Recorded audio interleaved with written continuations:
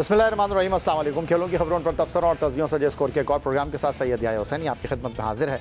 Cricket शायकीन और media का इंतज़ार ख़त्म हुआ और आखिरकार पाकिस्तान क्रिकेट बोर्ड की सिलेक्शन कमेटी ने जुम्मे को 6:30 बजे चैम्पियंस ट्रॉफी 2025 के लिए कौमी क्रिकेट टीम का ऐलान कर दिया।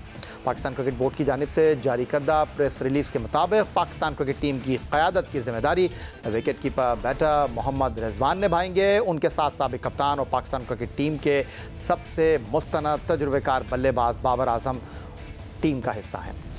ओपनिंग बैट्समैन फ़खर जमान की टीम में वापसी हुई है। मिडल ऑर्डर में कामरान गुलाम, तैयब ताहिर और सऊद शकील को रखा गया है। टीम में सेकंड विकेट कीपर ऑप्शन के तौर पर मोहम्मद उस्मान को शामिल किया गया है। Fast bowler Haris Rauf, allrounder Salman Ali Agha, fast bowler Naseem Shah, allrounder Khushdil Shah, fast bowler Shaheen Shah Afridi, fast bowler Mohammad Hasnain, allrounder Faheem Ashraf और अबरार अहमद भी स्क्वाड का हिस्सा हैं। पाकिस्तान क्रिकेट टीम की selection Champions Trophy cricket tournament 2025 पर गुफ्तगू करने के लिए इस्लामाबाद से वीडियो लिंक पर हमारे साथ मौजूद हैं पाकिस्तान के साबिक टेस्ट कैप्टन और विकेट कीपर राशिद लतीफ़ साहब, जिनको प्रोग्राम में हम खुशामदीद कहेंगे। लेकिन कबल इसके कि हम राशिद लतीफ़ साहब के सामने कुछ सवाल रखें, पाकिस्तान क्रिकेट बोर्ड की सिलेक्शन कमेटी की जानिब से कुछ चीज़ें इस वक्त सामने आई हैं चैम्पियंस ट्रॉफी के ऐलान करदा टीम के हवाले से। क्रिकेट मुबस्सिरीन और साबिक क्रिकेटर्स ने शदीद तनकीद की टीम सिलेक्शन पर। टीम में वाहिद मिस्ट्री स्पिनर अबरार अहमद के साथ किसी मुस्तनद स्पिनर की जगह खुशदिल शाह, ऑलराउंडर फ़हीम अशरफ के इंतखाब को भी आड़े हाथों लिया जा रहा है। सोने पर सुहागा क्रिकेट बोर्ड की जानिब से टेस्ट बैटर और सिलेक्शन कमेटी के रुकन असद शफीक का वीडियो पैगाम जारी किया गया, जिसमें उनका ये कहना मजीद मजाक बन गया कि ICC इवेंट को मद्देनजर रखकर तजुर्बेकार और आजमूदा खिलाड़ियों पर इन्हिसार किया गया है। खासकर टीम में शामिल किए जाने वाले 3 क्रिकेटर उस्मान खान, फ़हीम अशरफ और खुशदिल शाह को बांग्लादेश प्रीमियर लीग की कारकर्दगी की बुनियाद पर मुंतखब करना ये एक दिलचस्प बात है कि बांग्लादेश प्रीमियर लीग में बॉलिंग और बैटिंग में वो मुकाबला ही नज़र नहीं आया जो लीग में गैर मुल्की क्रिकेटर्स की वजह से होता है। हम आपके सामने सिलेक्शन कमेटी की अंदरूनी कहानी सामने ला रहे हैं कि इन तीनों क्रिकेटर्स को शामिल करने की वजह क्या है। पाकिस्तान क्रिकेट बोर्ड की सिलेक्शन कमेटी ने एक बार फिर उस्मान खान पर इन्हिसार किया। उन्हें वनडे स्क्वाड में सेकंड विकेट कीपर बैटर के तौर पर शामिल किया गया। PSL में परफॉर्मेंस देने वाले उस्मान खान ने अपना ताल्लुक UAE क्रिकेट से तोड़कर कौमी टीम को ज्वाइन किया था, लेकिन उनकी शमूलियत पाकिस्तान क्रिकेट टीम को कोई फ़ायदा नहीं दे सकी है। उस्मान खान ने पाकिस्तान के लिए अभी तक वनडे डेब्यू ही नहीं किया और पाकिस्तान के लिए जो 18 बैनुल-अक़वामी T20 खेले उनमें उस्मान खान की कारकर्दगी राइट हैंड बैट्समैन की कौमी टीम में शमूलियत से इंसाफ करती दिखाई दे नहीं रही। उस्मान खान ने 18 T20 में 15.46 की औसत से 232 रन बनाए, जिसमें वाहिद निफ सेंचुरी का हिस्सा अबूर कर सके हैं। मगर सिलेक्शन कमेटी ने बांग्लादेश प्रीमियर लीग 2025 में उस्मान खान के 8 मैचों में 285 रन की बदौलत वनडे टीम में उनको जगह दे दी। ज़राए के मुताबिक सिलेक्शन कमेटी की जानिब से उस्मान खान को शामिल करने की वाहिद वजह यह है कि कंकशन की वजह से अगर कप्तान मोहम्मद रिजवान को बाहर बैठना पड़ा तो वो उनकी जगह ले सकते हैं। इसके अलावा उनकी प्लेइंग 11 में फ़िलहाल जगह बनती दिखाई दे नहीं रही। ये मामला सिर्फ उस्मान खान तक ही महदूद नहीं बल्कि ऑलराउंडर खुशदिल शाह भी बांग्लादेश प्रीमियर लीग में ऑलराउंड कारकर्दगी की बदौलत तकरीबन 2.5 साल बाद कौमी टीम में वापस आए हैं। खुशदिल शाह BPL के 10 मैचों में 59.60 की औसत से 298 रन बनाने के साथ 28 ओवर करते हुए लीग में 17 विकेटों के हसूल में कामयाब रहे। सबसे हैरत अंगेज़ टीम की सिलेक्शन ऑलराउंडर फ़हीम अशरफ की शमूलियत पर है और इसी वजह से उनकी शमूलियत को सोशल मीडिया पर ट्रोल भी किया जा रहा है। सिलेक्शन कमेटी की अंदरूनी कहानी यह है कि ऑलराउंडर फ़हीम अशरफ, जिन्होंने पाकिस्तान के लिए 34 एक रोज़ा मैचों में 224 रन बनाने के साथ 26 विकेटें हासिल कर रखी हैं, उन्हें बांग्लादेश प्रीमियर लीग में उम्दा कारकर्दगी के साथ शामिल करने की दूसरी वजह फास्ट बॉलर आमिर जमाल की गैर मयारी कारकर्दगी भी करार दिया जा रहा है। फ़हीम अशरफ ने BPL के 11 मैचों में 20 विकेटें ली हैं और 102 रन भी स्कोर कर रखे हैं। फ़हीम अशरफ को चैम्पियंस ट्रॉफी में भारत के खिलाफ दुबई के मैच को मद्देनजर रखकर भी टीम का हिस्सा बनाया गया है। तो चलते हैं वीडियो लिंक पर। हमारे साथ मौजूद हैं पाकिस्तान क्रिकेट टीम के साबिक Test captain wicket keeper Rashid Latif साहब, जिन्होंने बहुत कुछ कहा टीम की सिलेक्शन को लेकर। लेकिन अब ये जो अंदरूनी कहानी सामने आ रही है ये राशिद लतीफ़ साहब से पूछेंगे कि राशिद लतीफ़ साहब क्या कहना चाहेंगे आप इस तमाम सूरत हाल पर? देखिए, जितने भी बड़े इवेंट होते हैं ICC के, उसमें पाकिस्तान टीम की जब भी सिलेक्शन होती है अचानक से 2-3 प्लेयर जरूर आ जाते हैं जो कि मंजर-ए-आम पर नहीं होते, लेकिन उनकी सिलेक्शन हुई है। पास में भी नासिर जमशेद की हमने देखी थी, 2015 में सिलेक्शन हुई थी और औरों की भी थी। 19 में आ गए थे, शायद वो थे वहाब रियाज आ गए थे। इस दफा इमाद वसीम आ गए थे और साथ में मोहम्मद आमिर आ गए थे। अचानक से सिलेक्शन होती है, शायद हमारी तैयारी नहीं होती। जो तैयारी हो रही होती है, कुछ बोर्ड चेंज हो जाते हैं, कुछ सिलेक्शन कमेटी चेंज हो जाती है, लेकिन ये स्टेबल बोर्ड था। ये काफी टाइम से, अगर जका अशरफ साहब के पास अगर देखते हैं तो मुस्तनद बोर्ड चल रहा है जिसकी बहुत पावर है, अथॉरिटीज भी हैं और वो शो भी कर रहे हैं। 2000 ये 24 वाला जो वर्ल्ड कप हुआ है उसमें डिजास्टर हुआ हमारा, सिलेक्शन की वजह से ही डिजास्टर हुआ। तो उसमें से कंटिन्यूएशन आई है, सिलेक्शन में एस शफीक वहीं पे हैं और दीगर दो फर्द वहीं पे हैं। लेकिन जब आकिब जावेद आए तो उस वक्त हमें आसरा हुआ कि अब सिलेक्शन बेहतर होगी, और उसके बाद टीम हमारी अनाउंस होती है ऑस्ट्रेलिया के लिए, जिसमें 25-26 प्लेयर आए। हमें खुद नहीं समझ में आ रहा था कौन सी फॉर्मेट में कौन सा प्लेयर खेलेगा। कुछ यंग प्लेयर आए, हमने यही सोचा था कि शायद ये चैंपियंस ट्रॉफी का हिस्सा होंगे, जिसमें सुफियान मुकीम ने अच्छा परफॉर्म किया। इरफान की इतनी बैटिंग नहीं आई, लेकिन वो एक अच्छे प्रोस्पेक्ट लग रहे थे कि वो भी टीम का हिस्सा होंगे। हसीबुल्ला जो इंजर्ड हो गए टेस्ट मैचेस इससे पहले, वो भी एक विकेट कीपर, मुस्तनद विकेट कीपर है जो कि पाथवे से आ रहे हैं पाकिस्तान अंडर-19 के। लेकिन जब टीम अनाउंस हुई तो अचानक से फ़हीम अशरफ का सबसे ज़्यादा हैरत हुई लोगों को। लेकिन ये है कि शायद उनको इस वजह से रखा कि आमिर जमाल की बॉलिंग का फर्क पड़ गया था और उनकी बैटिंग का भी खेल नहीं पा रहे थे। लेकिन बहुत बड़ा गैप है। फ़हीम अशरफ T20 के वेरी गुड प्लेयर रहे हैं, आपने देखा होगा, लेकिन 3 T20 के वर्ल्ड कप हमारे सामने आंखों के सामने से गुजर गए, 21 का, 22 का और 23-24 का, उसमें वो हिस्सा नहीं बने। खुशदिल शाह, उनको मेरे ख्याल से वो ऐसे प्लेयर हैं जिनका लिस्ट ए का रिकॉर्ड बहुत अच्छा है। वो अच्छे प्लेयर थे लेकिन गलत मौके पे उनको निकाला गया। मेरी ये ज़ाती राय है। लेकिन टीम को बनते हुए अगर देखते हैं तो फ़खर जमान वापस आए तो शकील की ज़रूरत हमें पड़ी है, खुशदिल शाह हैं, उस्मान बगैर ओडीआई खेले हुए वो भी टीम के साथ हैं, और फ़हीम अशरफ है। अचानक से बहुत ज़्यादा चेंजेस से मीडिया में हम देख रहे हैं, मीडिया में काफ़ी क्रिटिसाइज किया जा रहा है। हमेशा से होता आया है क्रिटिसाइज, की पहली दफ़ा नहीं है। होता क्या है कि जब आपकी टीम आ जाती है फिर कप्तान के हाथ में चीज़ें होती हैं कि वो किस तरह से मैनेज करता है अपनी प्लेइंग 11 को, 12 प्लेयर कैसे निकाल लेगा। बड़ी तफसील से राशिद लतीफ़ साहब ने तमाम सूरत हाल का खुलासा किया। और चैंपियंस ट्रॉफी 2025 के लिए ये खबरें भी मंजर आम पर आई कि होम ग्राउंड पर टेस्ट क्रिकेट में शानदार कारकर्दगी दिखाने वाले साजिद खान और जनूबी अफ्रीका के खिलाफ वनडे डेब्यू करने वाले बाएं हाथ के गुगली बॉलर सुफियान मुकीम भी जगह बना लेंगे, लेकिन ऐसा हुआ नहीं। सिलेक्शन कमेटी के इजलास की अंदरूनी कहानी यह है कि ऑफिस में साजिद खान की सिलेक्शन पर इसलिए इत्तेफाक ना हो सका कि उनकी परफॉर्मेंस टेस्ट क्रिकेट में है और चैंपियंस ट्रॉफी में वनडे फॉर्मेट है। 2 नई गेंदों के साथ सिलेक्शन कमेटी इस बात पर कायल ना हो सकी कि साजिद खान को टेस्ट मैच की तरह ब्रेक और स्पिन वाली विकेटें यहाँ मैसर होंगी। 25 साल के सुफियान मुकीम, जिन्होंने 22 दिसंबर 2024 को जोहानिसबर्ग में जनूबी अफ्रीका के खिलाफ वनडे डेब्यू पर 52 रन के बदले 4 विकेट की परफॉर्मेंस पेश की, सिलेक्शन कमेटी के ख्याल में सलमान आगा, खुशदिल शाह और अबरार की मौजूदगी में उनको रखना बेमकसद होता, क्योंकि पाकिस्तान टीम 11 रुकनी टीम में 3 फास्ट बॉलर शाहीन शाह अफरीदी, नसीम शाह और हारिस रऊफ के साथ 2 स्पिनर तो रखेगी नहीं। तो ऐसी सूरत में अबरार के साथ स्क्वाड में किसी मुस्तनद स्पिनर की जगह रखना मकसद समझा गया। अगस्त 2022 के बाद कौमी टीम में वापस लाने वाले बाएं हाथ के बैटर खुशदिल शाह की सिलेक्शन इस तनाजुर में सिलेक्शन कमेटी ने की कि वो ऑलराउंडर सलमान आगा के साथ 10 ओवर पूरे कर सके। तो राशिद लतीफ़ साहब, ये बात समझ आती है आपको कि इस बुनियाद पर आपने कोई मुस्तनद स्पिनर नहीं रखा? एक बात है कि चलें अगर आप अनफिट हो जाते हैं तो फिर तो आप बाहर से अंदर लेकर आ सकते हैं किसी को, लेकिन आउट ऑफ फॉर्म भी तो हो सकते हैं, एक ऑप्शन तो होता आपके पास। देखिए, जब हमारा सुनहरा दौर आया उसमें मोस्टली वो बॉलर कामयाब रहे, 5वें और 6ठे ने अगर बॉलिंग अच्छी की है। मैं पास में अगर बात करता हूँ, जो हमारा रहता है 92 का वर्ल्ड कप था, उसमें आमिर सोहेल और सलीम मलिक ऐसे बॉलर्स थे जिन्होंने बहुत अच्छी बॉलिंग करते हुए 5-5 ओवर भी कर लेते थे। फिर हफीज के आने से बड़ा फर्क पड़ गया था। जब पाकिस्तान हफीज का जो एरा है या शोएब मलिक का, उसमें बड़ा फर्क पड़ा है कि 5वां 6ठा बॉलर पूरे ओवर्स कर लेता था, चाहे वो T20 हो या ODI हो। तो इसमें बहुत फर्क पड़ा था हमारे पास।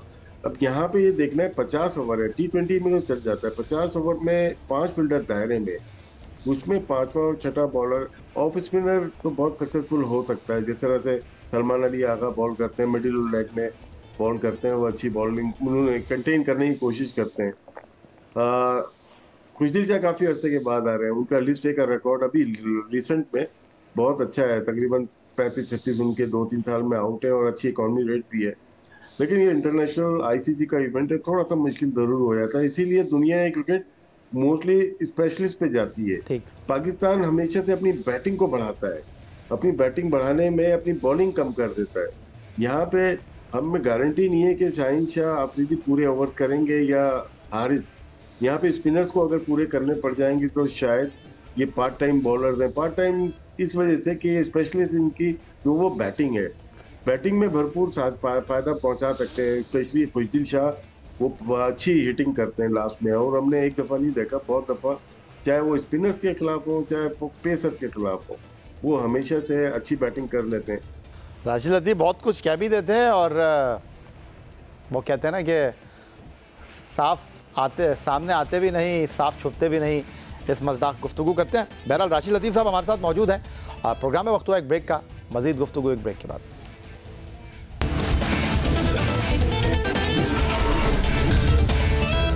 आईसीसी चैंपियंस ट्रॉफी 2025 के लिए सिलेक्शन कमेटी ने इमामुल हक और शान मसूद को भी नज़रअंदाज कर दिया। इन दोनों क्रिकेटर्स को शामिल न किए जाने की मुमकिन वजह भी सामने आ गई। चैंपियंस ट्रॉफी के स्क्वाड में फ़खर जमान की वापसी के साथ मुस्तनद ओपनर के तौर पर सिलेक्शन कमेटी ने टेस्ट कप्तान शान मसूद और टेस्ट ओपनर इमामुल हक को अनफिट साइम अयूब और out of form Abdullah Shafique की अदम मौजूदगी में स्क्वाड में शामिल करने से गुरेज किया। बाएं हाथ के टेस्ट ओपनर इमामुल हक, जिन्होंने पाकिस्तान के लिए 72 एक रोज़ा मैचों में 48.27 की औसत से 3138 रन, 9 सेंचुरियों और 20 निफ सेंचुरियों की मदद से बना रखे हैं। इत्तलात के मुताबिक तजुर्बे और रिकॉर्ड के एतबार से इमामुल हक सिलेक्शन के लिए मजबूत उम्मीदवार थे, ताहम चंद वजूहात की बिना पर उनकी सिलेक्शन को ज़ेर गौर लाने से गुरेज किया गया। इमामुल हक ने पाकिस्तान के लिए आखिरी वनडे 27 अक्टूबर 2023 को चेन्नई में खेला। सेलेक्टर्स इमामुल हक के वेस्ट इंडीज़ के खिलाफ गुज़िश्ता माह 6 रोज़ा मैच में एक दिन पहले टीम से अलहदा होने पर तहफ़्फ़ुज़ात का शिकार रहे। इमामुल हक पहली इनिंग में 5 रन बनाकर आउट हुए थे, जबकि दूसरी इनिंग में मोहम्मद हुरैरा के साथ इनिंग का आगाज़ उमैर बिन यूसुफ करते हैं, क्योंकि इमामुल हक तीसरे दिन कोच उमर गुल से इजाज़त लेकर इस्लामाबाद से लाहौर चले गए थे। मुल्तान में वेस्ट इंडीज़ के मुकाबले पर मोहम्मद हुरैरा को टेस्ट डेब्यू करवाया गया। अलबत्ता दूसरे टेस्ट में सेलेक्टर्स और टीम मैनेजमेंट फास्ट बॉलर को ड्रॉप करके इमामुल हक को टेस्ट खिलाने की ख्वाहिशमंद थी। अलबत्ता इत्तलात हैं कि 29 साल के इमामुल हक की फिटनेस पर सवाल उठ गया। इमामुल हक पाकिस्तान क्रिकेट बोर्ड के 2023-24 के सेंट्रल कॉन्ट्रैक्ट की बी कैटेगरी का हिस्सा थे। अलबत्ता बाएं हाथ के ओपनर को फिटनेस पर 2024-25 के सेंट्रल कॉन्ट्रैक्ट की किसी कैटेगरी में नहीं रखा गया। टेस्ट कप्तान शान मसूद का नाम भी चैंपियंस ट्रॉफी के लिए ज़ेर गौर था, ताहम 9 वनडे खेलने वाले शान मसूद की सिलेक्शन न होने की 2 वजूहत थी। सिलेक्शन कमेटी ने साइम अयूब की बॉलिंग करने की अहलियत के साथ इस मामले में शान मसूद को नज़रअंदाज किया। दूसरा, सिलेक्शन कमेटी उनकी केप टाउन में 145 रन की बारी के बाद वेस्ट इंडीज़ के खिलाफ मुल्तान में टेस्ट सीरीज में 4 इनिंग में सिर्फ 1 निफ सेंचुरी पर पीछे हट गई। तो राशिद लतीफ़ साहब, ये जो सूरत हाल इमामुल हक की, शान मसूद की बनी, जो ख़बरें हमारे पास हैं, और उसके बाद आपने किसी मुस्तनद ओपनर को दूध में से मक्खी की तरह निकाल के बाहर रख दिया और बाबर आजम से आपने कह दिया कि पैड बांध लीजिए और आप इनिंग का आगाज़ करेंगे फ़खर जमान के साथ। तो 9 एक रोज़ा मैच जो आप ऑस्ट्रेलिया, जिम्बाब्वे और जनूबी अफ्रीका में साइम और शफीक के साथ खेले, अब आप चैंपियंस ट्रॉफी में एक नए ओपनिंग पेयर के साथ एंटर होंगे। इनके पास ऑप्शन तो मौजूद थे। अब्दुल्ला शफीक अच्छे प्लेयर हैं, उन्होंने सब कॉन्टिनेंट में बल्कि इंडिया में भी वर्ल्ड कप में अच्छा खेला था और यहाँ पाकिस्तान में भी अच्छे ही खेलते।